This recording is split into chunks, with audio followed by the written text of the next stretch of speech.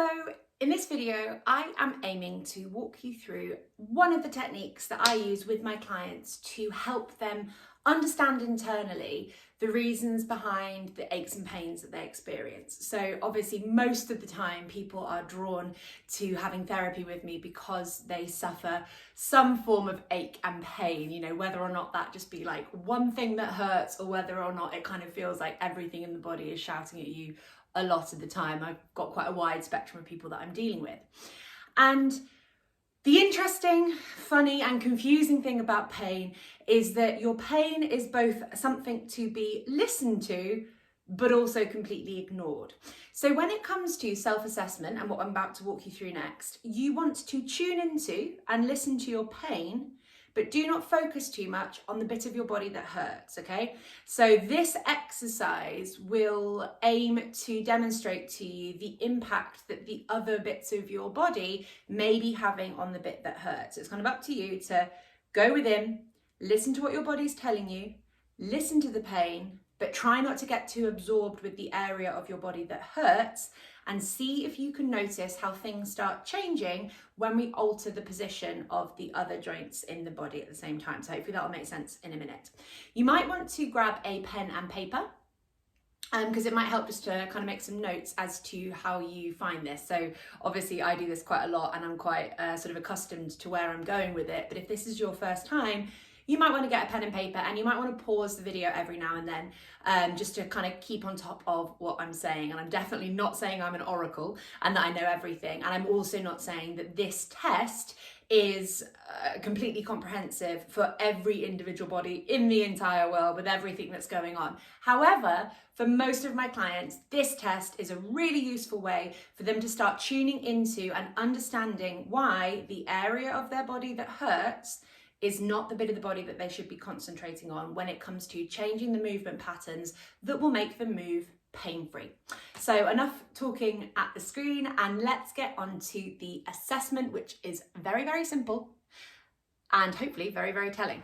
So you're going to stand up, and in whatever space you're in, you might just want to have a little walk around, because the first bit of what we're going to do is simply tuning into how our bodies feel in our normal way of standing. So you're going to come to a standing position, but you're not pulling your shoulders back or lengthening your spine or squeezing your abdominals or, you know, adjusting your feet. I want you to feel like you are standing naturally as if you were queuing in a supermarket queue or something like that. So you are just being normal you. You are not trying to be good posture you, okay? So that might just take a little bit of walking around, kind of shaking things off like so. I sometimes say to my clients when I can see that they're very stiff and rigid in front of me, I'm like, shake it all off, have a march up and down on the spot, just kind of get rid of that tension, close your eyes and come to stand in the natural way that your body wants you to stand, okay? So as much as possible as we go through this video, I recommend listening to me rather than watching me, because there's not going to be very exciting things happening on screen. It's going to be more about kind of keeping your eyes closed, tuning into what your body's telling you and listening to what I say rather than watching me. You've been warned, this is not very interesting to watch, but hopefully it is interesting to listen to. So we're coming to our standing posture, shaking it off again. Just asking yourself the question, am I standing as I would do normally? Or am I trying to pose because I think that there is a right or wrong way of doing this? There is no right or wrong way of doing this. You are assessing your normal standing posture. Keeping your eyes closed, relaxing your belly, relaxing the tension, just let your feet do what they want to do, let your shoulders do what they want to do, all of that kind of stuff. And we're going to ask ourselves a few questions here. So, the first and most obvious question I get my clients to ask themselves is, how much pain or tension am I in as I do this? So pain is kind of obvious, you know, can you feel your lower back pain? Do you feel your knee pain? Can you feel your shoulder pain? Or whatever it is that you normally have going on, do you feel that pain when you're standing here? Tension's a little bit less obvious because people who have tension think that tension is normal. So from the perspective of somebody that suffers no pain or tension, when I stand like this, I don't feel any part of my body. I don't feel my neck. I don't feel my lower back. I don't feel my foot. My body feels fine. That, you know, because it's balanced, there's no part of me that feels like it's kind of holding undue tension in this position. So really tuning into what your body's telling you. Am I in outright pain? But are there areas of my body that I can feel, which, if everything was kind of biomechanically loaded in the right way, I probably wouldn't feel. So there shouldn't be a time that you feel your neck, etc., etc., etc. So make a mental note of that and just get a sense of how your body feels in this position. So you might have one thing that hurts, you might have 5 things that hurt, you might have nothing that hurts, but you're just getting a sense of where we're at the beginning. So question number 1, pain and tension, what's going on with me? Question number 2, have I got more weight on one foot than the other? So for some people, this is very, very obvious, like they're really like kind of over to the side and they're very obviously avoiding loading through one leg. For some other people, it can be more subtle. So there might just be a kind of, you know, 60% on one foot, 40% on the other. And I would say for me at this moment in time, I feel like I'm kind of leaning and pulling a little bit more to the left-hand side. It just feels like there's a little bit more weight through my left-hand foot. The next question to ask yourself is, where is the weight in my feet? So not only left to right, but where is the weight through the length of my feet? So am I back only on my heels and I feel no grounding through my toes? Am I only in my toes and I don't really feel very much grounding in my heels? Do I feel my weight in my toe of one foot, the heel of the other, vice versa? Is my weight on the inside edge of my feet, the outside edge of my feet? Or do I feel like my weight is grounded throughout the whole of both of my feet fairly evenly from side to side? The weight distribution through one foot than the other is normally very telling to people as to why they might get pain on one side over the other. If you are loading your left-hand side significantly more than you load your right-hand side as you walk and as you run, which is probably what's going on if this is what you're doing when you're standing, you're going to get probably more pain on your left-hand side, but it doesn't mean that the left-hand side is the issue. It's just that your left-hand side is actually working too much. We need to try and get your weight back over to the right-hand side. The other question, where the weight is through the feet, is very, very telling, not so much about the feet themselves, although there is an element of that, but it's very telling as to what the pelvis is doing above it and what the shoulders are doing above them as well. So if your shoulders and head are kind of dragging you forwards, you're going to start feeling more weight in your toes. If your pelvis swings forward in front of your shoulders, you're also going to feel more weight into your toes.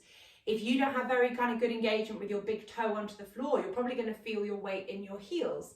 If you feel it differently from side to side, it might be telling you that your pelvis is rotated further upstream or your thoracic spine is rotated upstream.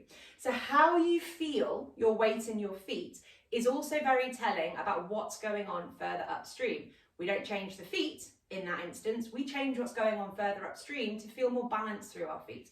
So hopefully you've got an idea of how you're feeling to start with, and I really do recommend trying to keep your eyes closed as much as you can in this, because it helps you tune in, not watch me, and just listen to what I'm saying, and it'll help you just kind of absorb things better for you personally. So the first thing that we're going to do to kind of test what, if anything, changes how our body feels is we're going to interlink our hands together. So you're going to put your fingers really like deep within those knuckles like so, and you're going to put your hands behind your head. If it's comfortable to do so, for some of you, this may be too much, or this might be just about right. This might already be causing you pain. Squeeze your elbows back, but don't do that if it causes you more pain. So you're working within as much of a pain-free range of movement as you can.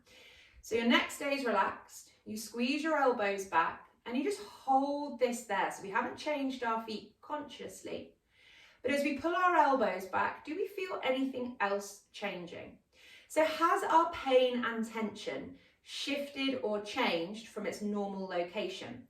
So if our lower back hurts at the beginning and we do this, suddenly does the lower back kind of not hurt so much, but we might feel more work and stretching going on around our shoulders and thoracic spine? Or vice versa, you might do this and your lower back pain kind of feels worse. So just make a note of that. Everyone's different and you're going to respond differently to these tests. So keeping your hands above your head like this behind your head, squeezing the elbows back, just allow your body to kind of recalibrate. So has my pain or tension changed? Has the weight distribution through my feet changed? So I know for me, as I've done this, I feel like I'm putting more weight back through my right foot. I feel more level across my feet. What does that tell me? It tells me that my upper body is having a bearing on my weight distribution through my feet. And because I've changed my upper body position, my upper body is kind of shifted back over my pelvis into a more bilateral and aligned position, so therefore my feet are feeling that too. Do you feel like your weight has changed through your feet? So has doing this kind of brought you back onto your heels more? Or has it changed that potential discrepancy that you feel from side to side through the foot? Just make a mental note. There's no attachment to the outcome. You're just noticing things. You're not diagnosing anything. You're just noticing things. So if I was somebody who hadn't sort of changed lower down yet, and I changed my upper body, and I was starting to notice that my normal signs of pain were going down or changing, but there were other parts of my upper body that were really starting to wake up, like my shoulder blades, my mid-back, my arms. I might be getting pins and needles through my arms, etc. That would be a sign that your thoracic spine is the place that you maybe need to focus some of your attention onto. So you might need to work on shoulder mobility, thoracic mobility, and strength. If you've got a very clear change, go after that thoracic spine. So it might sound weird, but I have lots of people where they have like Achilles heels. Everyone's pretty much got Achilles heels. They've got Achilles heel pain and they're like really, really strained in their calves and in their ankles, when they change their thoracic position like this, what they do is they can draw the pelvis back more over the heels, and the change in the thoracic position takes that strain off the Achilles tendon.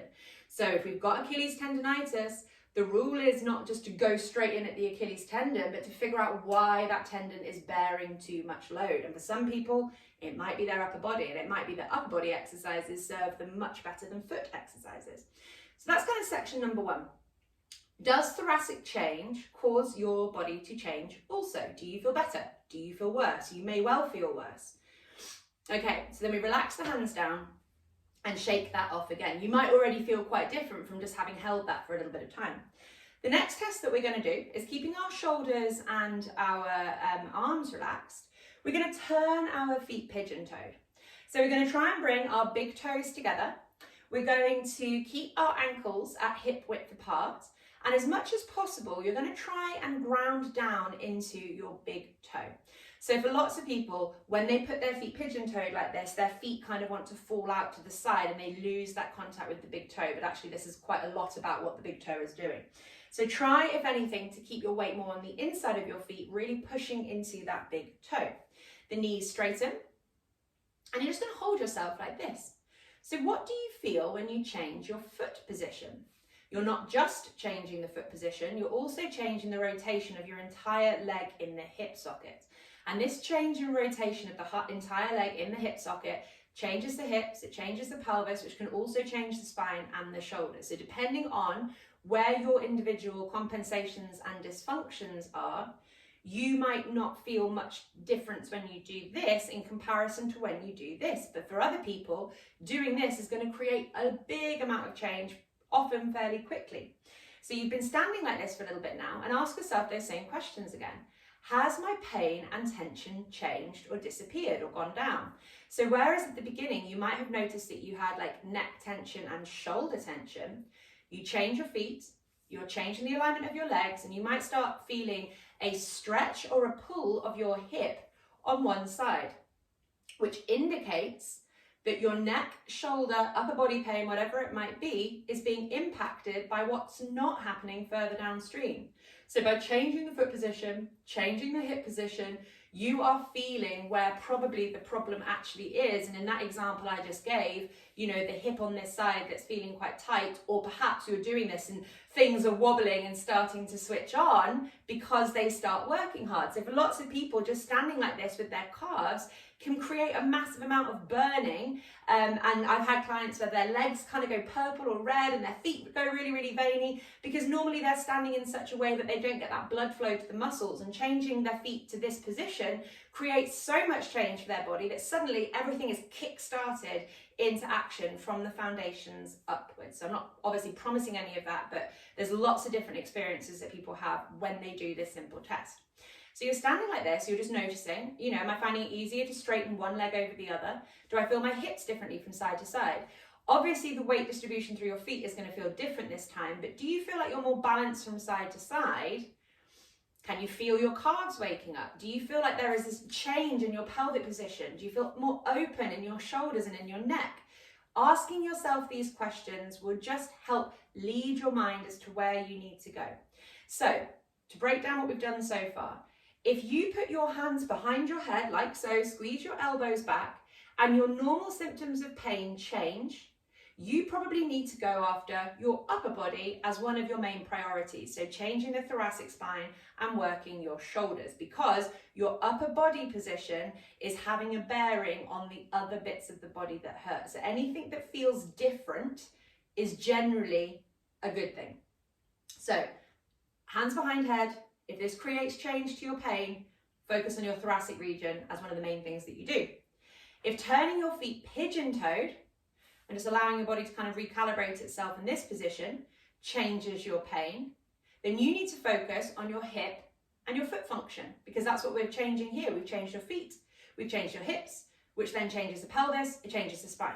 So for most people, there might be a combination of two of these things going on. And you may well notice that if you started off with like 7 different things that were hurting, that changing this impacts some stuff and changing this impacts others. So again, you've got to try and tie these messages together. Oh, when I change my feet and my hips, my lower back stops hurting, but my neck still hurts. When I put my hands behind my head, my mid back really wakes up and I can feel my shoulders stretching, but my neck stopped hurting. Your body is giving you all the clues that you need. You don't need an expert to assess you. You just need to become your body's own expert, because it's going to be a lot cheaper in the long run and a lot more useful, because you will understand what's going on. So we've changed each bit individually, and now we're going to change both at the same time. So keeping your feet like so, pinning into the big toe joints, feeling how it feels there, taking the hands behind the head, interlinking the fingers, and squeezing the elbows back. Relax your belly. So lots of people are just constantly holding onto their abdominal area because they've been incorrectly cued to constantly squeeze their abdominals, and that's not very good for our breathing patterns nor our internal organs. So let's relax our belly. And just hold yourself here. So how do you feel when you're doing this in comparison to how you felt at the beginning? Is your normal pain and tension less or different? Do you feel new parts of your body waking up, wobbling, stretching, even cramping? Those are generally signs that those are the bits of your body that you need to give a bit more muscular sort of focus on when you do your corrective exercises. Do I feel more balanced across my feet? Has my weight distribution changed from side to side? All of these things are clues as to what you need to do for your individual body. So, I hope that was helpful and that I made some sense, but that is one of the things that I do in almost every single appointment that I do with my clients. So I do other things as well. Once I've kind of got an idea of what's going on with that person, I'll get them doing some other kind of tests just to test my hypothesis. So, you know, from that kind of work, you can come up with a really good working hypothesis, but it's through testing it in other exercises that you see whether or not you're correct in your assumption. So, okay, this person feels much better for having adjusted their thoracic position and their shoulders. How do they feel when I give them some thoracic exercises, some shoulder mobility? Does their pain feel better, or does their compensation sort of take over and their neck becomes very tight and they hold their breath and their jaw locks up? Those exercises are not the right one for that client, but it's also another sign that the body can't do what I'm asking of it, and therefore the compensations are kind of coming in and kicking in and making the person feel worse. So it's kind of reaffirming my idea of what I think is going on with that person, but the approach in that instance is wrong, because I don't want to give someone an exercise where they're getting more and more tense and uncomfortable, because, you know, hopefully you've seen some of my other videos now. That's very much not what we're all about here. So no pain, no gain, worst phrase ever.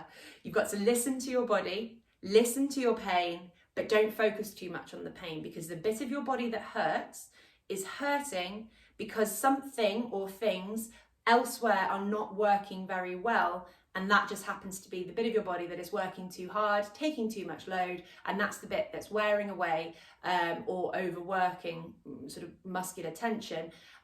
You know, whatever osis, itis, opathy you call it, none of those things particularly matter. It's happening because there's an imbalance elsewhere caused by muscles and joints not working correctly. So when you do that test, look out for feel for, listen for the bits of your body that are stretching and working hard in a way that you don't normally experience, and go after those muscles. Because I bet you, if you give yourself enough time and you're patient with yourself and committed to doing exercises, then you will be able to make some significant changes to how your body feels. So I hope that was helpful, and do let me know in the comments below if you like these more theory type videos. So this is kind of new for me, and I'll be intrigued to see if you find them interesting. Thank you for joining, and I hope you have a lovely day. Bye.